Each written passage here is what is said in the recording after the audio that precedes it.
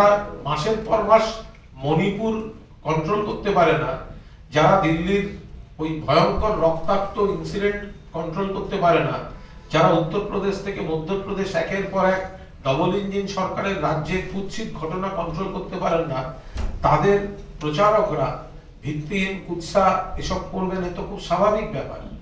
তারা মনে রাখুন যে ল অ্যান্ড অর্ডারের দিক থেকে পশ্চিমবঙ্গ কেন্দ্রীয় সরকারের রিপোর্টেই অত্যন্ত প্রশংসনীয় স্থানে আছে।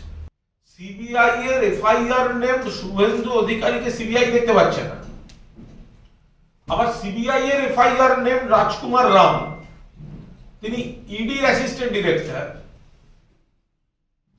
তাকে তৃণমূলের বাড়িতে পাঠাচ্ছে দুর্নীতির গল্প লেখার জন্য।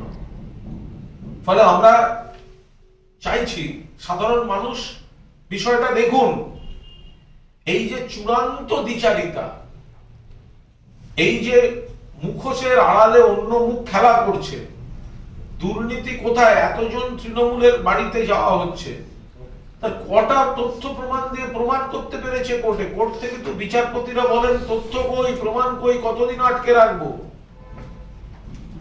আর তদন্তে যাচ্ছেন কে বা কারা? তদন্তে যাচ্ছেন রাজকুমার রাম, যিনি নিজে সিবিআই এর এফআইআর নেন।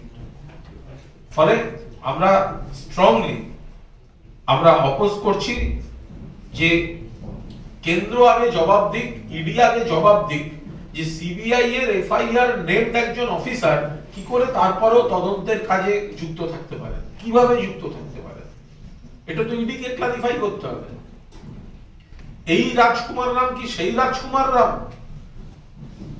যার নামে সিবিআই এফআইআর করেছে? যদি করে থাকে তাহলে সেই ব্যক্তি কি করে তদন্তের কাজ করছেন, কিভাবে করছেন?